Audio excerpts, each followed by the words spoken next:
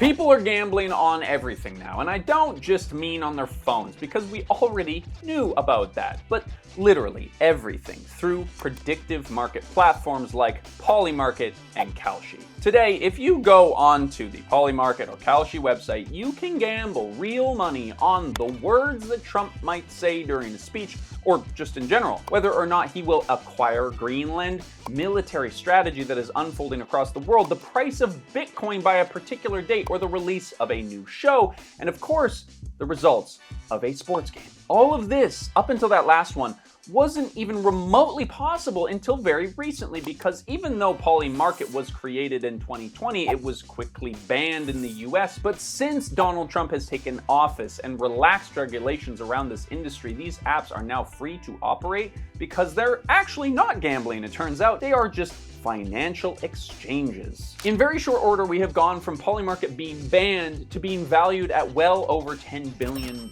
building towards its US IPO. New brands are trying to get their own products to capitalize on this moment, and the industry generated numbers in 2025 that even the experts weren't expecting. We're building on the life-destroying success of sports betting. We're in a whole new gold rush moment that is a hell of a lot bigger and worse than just putting it all on black at the casino. This is the prediction market nightmare. This video is sponsored by Ground News. So I don't want to tell you that I told you so, but in our year-end recap video that we did, we said that Kalshi was going to be a big deal in 2026, and here we are.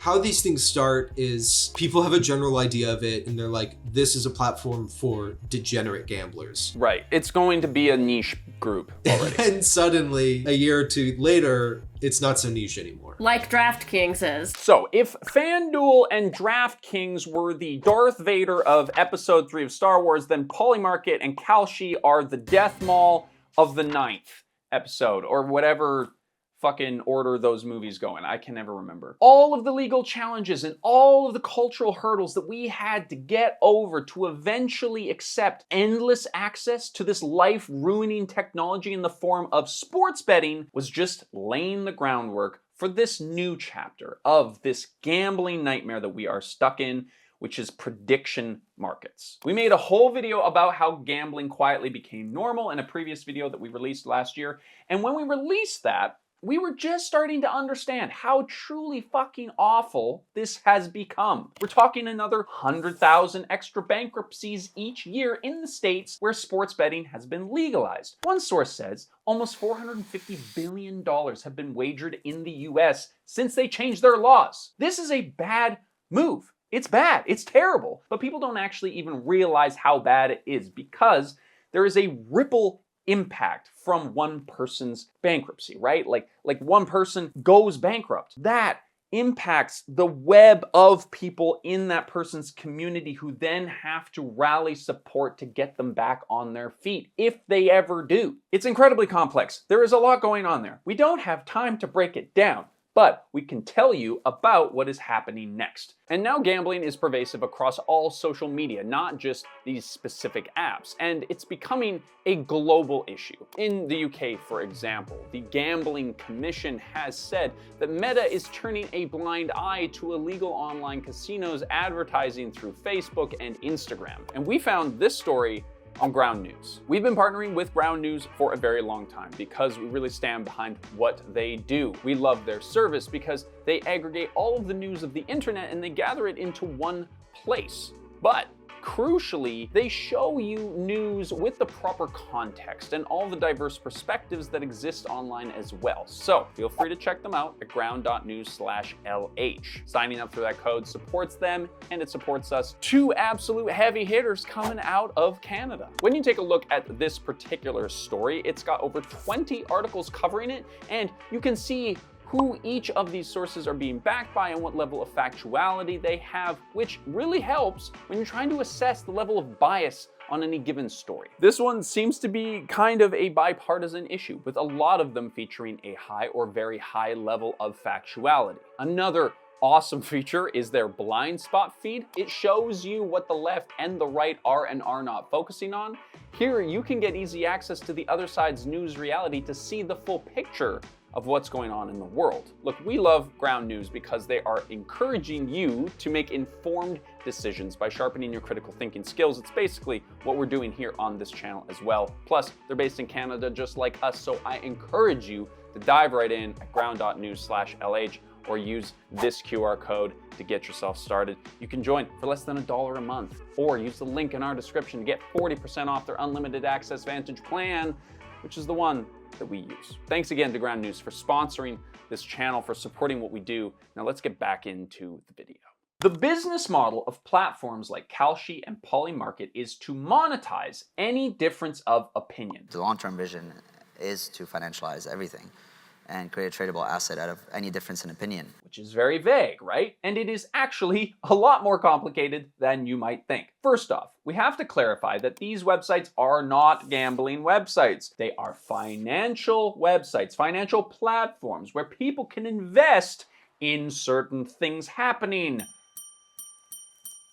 To clarify that they are not just online casinos, a Kalshi staff member will create a market, including the terminology and the yes and the no on either side of the question at hand, which already seems kind of crazy, right? Like there is just an intern at Kalshi that's just like, USA bombs Venezuela before Christmas? Enter.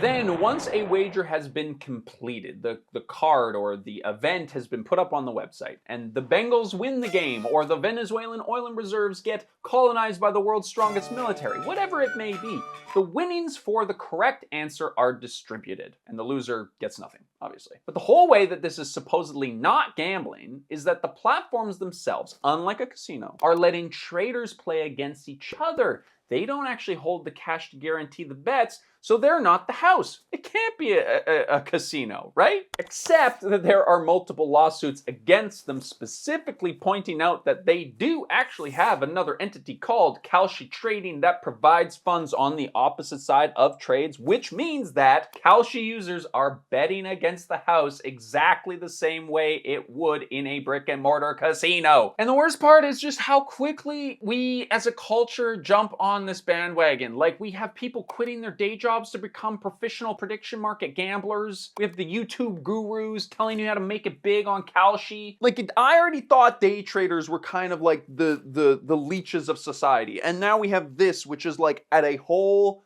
other level. Like in the interview with the guy who becomes a prediction market gambler, he's like, yeah, I don't really like Trump and I don't like listening to what he has to say, but I monitor every single speech he's ever given so that I can gamble on what he says. I'm like, bro, don't do it.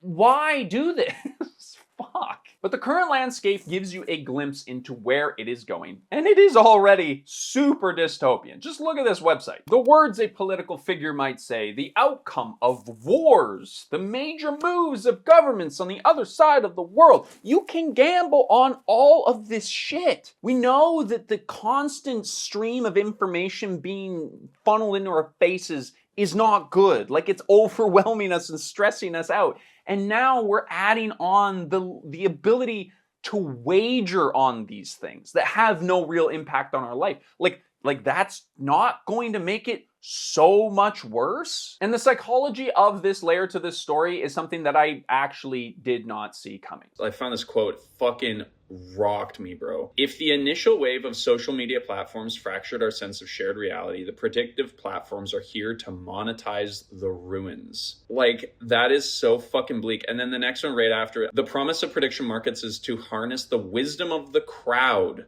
to create accurate, unbiased forecasts of the most important events to society. That ability is particularly invaluable in gut-wrenching times like today. This is not just about gambling. These apps are positioning themselves as like fortune tellers. Not just a marketplace for gamblers, but as a place for people to try and influence and predict the future. And the crazy part is that this isn't happening like eventually or like someday. These services are integrating themselves into formal news outlets right now to help tell the story of the news. The Europeans taking it seriously. What about the prediction markets? The chance that Trump buys any of Greenland by the end of his term, on Friday, it was just 12%. Whoa, way up there now to 36%, a tripling in less than a week. My goodness gracious. There are billboards in the streets and ads on everything that remind you that you should care about this thing, not because of the normal reasons that you should care about it, but because there is a financial incentive for you to do so. You can make money off of this. And we are quickly sinking into this world of truth, right? Whatever that means. Because the wisdom of the crowd doesn't really mean much if the crowd can be manipulated by people with power and influence. There is a great article about this in Psychology Today, which we are going to leave in the sources doc that we have in the description of every single one of our videos, and it blew my mind, you guys. Apparently, just hours before the Nobel Peace Prize was to be announced, the odds suddenly shifted in the prediction markets, implying that somebody with certain insider knowledge used this information to make a bunch of money. This story, applied to a company's IPO or some other kind of government decision, is the literal definition of insider trading. It is just legalized corruption. That is what is happening right here. We had all agreed that legally, up until the moment that these platforms existed, that this was wrong. And now we have this totally new framework that ignores this. This is where we see the justification for their partnership with major news outlets coming in. Insider trading, in a weird way, makes these predictions more accurate, because if somebody does have that information and uses it to make money on Kalshi, they also inadvertently create more accurate information. But here's the thing. Of course, this information can be wrong or misleading in some ways, and so there's always this chance that while this hive mind may be a better predictor of the future, it might just be used as a tool to redistribute wealth to those who can manipulate it the best. Hey everyone, it's the night before this video is supposed to upload, and as is becoming tradition on this channel, a massive report came out about prediction markets that closes a pretty big gap we were running into while we were writing this video. Levi asked me to step in to explain. You heard Levi mention earlier about sports betting and how its recent legalization has resulted in various financial hardships for its users. The reason we don't have comparable data on prediction markets is due both to how new they are and because as financial derivative platforms, they fall under federal oversight rather than state gaming regulations, and are therefore subject to different reporting laws than stuff like DraftKings or FanDuel. So we are lacking in data on how prediction markets are damaging individuals financially. Until Bloomberg released a report yesterday revealing that people are losing money faster on prediction markets than they are on traditional gambling accounts. In fact, the only way that you're likely to outperform a traditional gambling account if you're using a prediction market is if you're in the top 10% of performers, aka the insiders. This is one of the few pieces of investigative reporting on prediction markets that's been released since their rise.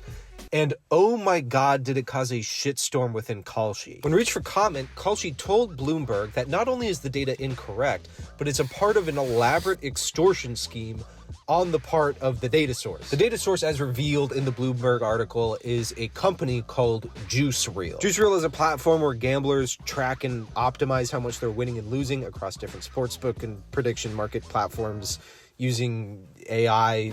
Everybody in this story makes me nauseous, but it's pretty transparent where the data is coming from. Gamblers are volunteering account access and transaction history in return for using the JuiceReel platform. All this to say that JuiceReel isn't another gambling or predictive market platform directly competing with Kalshi. The conflict of interest comes again from the accusation of extortion against the CEO of JuiceReel, a man hilariously named Ricky Gold. Kalshi claims to have reached out to JuiceReel and that Ricky Gold offered to withdraw the data from the Bloomberg report in return for a meeting with Kalshi CEO Tarek Mansour. Ricky Gold tells Bloomberg that the extortion accusation is not only false, but that it was Kalshi that repeatedly called and messaged him, pressuring him to withdraw his company's findings from the Bloomberg report. Upon hearing this, only hours after the initial accusation of extortion. Kalshi tells Bloomberg that actually Ricky Gold didn't attempt to extort Kalshi at all, and that Kalshi didn't pressure JuiceReel to redact their data, and that nothing ever happened and nothing is happening and nobody ever talked to anybody ever. Kalshi still maintains that the data from JuiceReel is false. According to Kalshi's head of communications from her original X post, they know the data is false because they cross-referenced it with their own private data. But Kalshi hasn't indicated that they're going to release this private data that supposedly proves that Kalshi offers better return on investment than traditional sports books. Most likely because it doesn't exist. So right now it's JuiceReel's data versus Kalshi's word, I guess. It's only been a day, so Kalshi still has time to make this data public. We'll be staying updated on the situation as it develops in our Patreon exclusive Discord. Sorry for the Patreon plug. I'm going for Employee of the Month, I guess. We just made a video about Logan Paul. We really don't need to bring him up again or ever, honestly, but he is a perfect example of the kind of person that is going to take advantage of this and already has. His Pokemon card sale had its own Polymarket prediction that he mentioned on his YouTube community tab, and then in his video announcing it, he has this whole other segment talking about Polymarket. At like 5:20 a.m., there was a 10% chance that Maduro was in U.S. custody by January 31st. 10 minutes later, there was a 100% chance because they captured him in that window. And this is probably the craziest part of this whole story. This is the part that actually blew my mind. Donald Trump Jr. is an investor in and on the board of Polymarket, but not just that. He's also on the board of Kalshi, but not just that. He's also announced that Trump's Truth Social is going to be launching their own prediction market as well. Isn't that fucking crazy? This is just like blatant, perfect, quintessential late stage capitalism kind of shit right there. And then, okay, so this, fuck, I honestly, I write this and I'm like, I gotta laugh because otherwise I'd cry. So I read all of this, right? And then I go on to the Polymarket website and I look at all of the different bets being wagered on what Donald Trump is saying. And you gotta think, of course he's using this to make money. And then you get a little more tinfoil hatty and you start thinking about the way that Donald Trump talks. Like he repeats himself, he changes subjects at random. It's almost as if he's counting the number of times that he's saying something or you know, reminding himself to switch over to this new topic that there's been a wager on, right? But we haven't had a killing in a long period of time, 6-7 months. We used to have 2, on average 2 a week.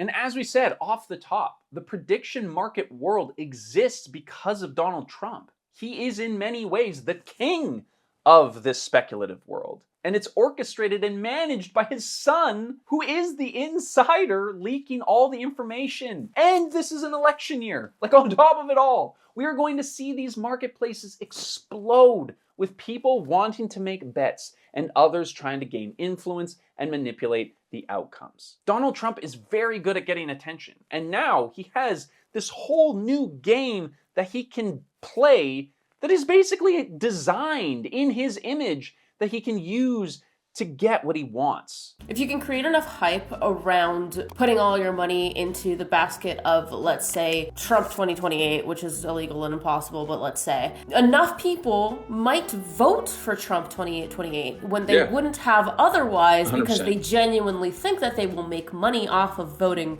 for Trump. I think it creates just like an external motivating factor that is separate from the result of the actual thing. Your actions change based on this external motivation, which is money, which is like a shitty motivator because it totally removes your moral fucking compass from the decision-making process. Like, I don't think we know how detrimental this is going to be to like the social cohesion of our world. We've never done this before. We've never just financialized everything. Well, we have, but not This is like literally everything. I think the interesting direction to see where this goes in is how granular can this get? Like right now, people are betting on things that are happening on TV or what someone's gonna wear to the Met Gala or whatever. But like, when do we get to the point where people are creating a prediction market for something that's happening in their city, something that's happening in their school, something that's happening in their community? True. When do people start using this to regulate the world around them? You know, the idea isn't, oh, what's the highest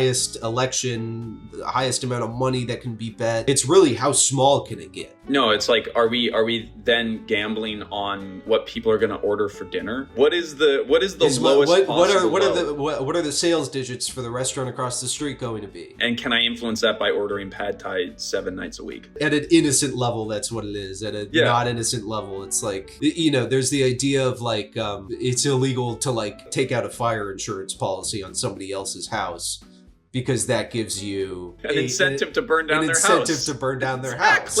We are in such a weird spot, you guys. Like, we've come to the point where truth is just kind of impossible to pin down. Information is everywhere, but what we think is of value is sort of hard to define. We are in this really weird spot.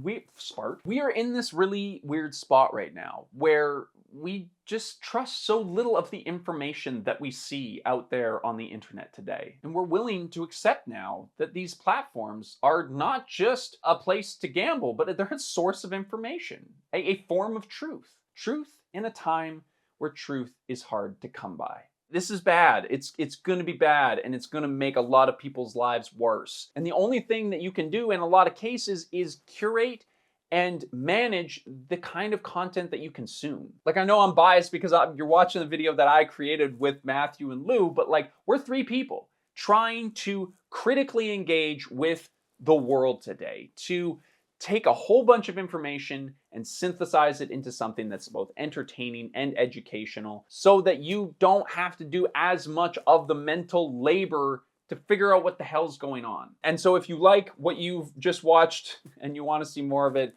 subscribe and you'll see us every week for another upload.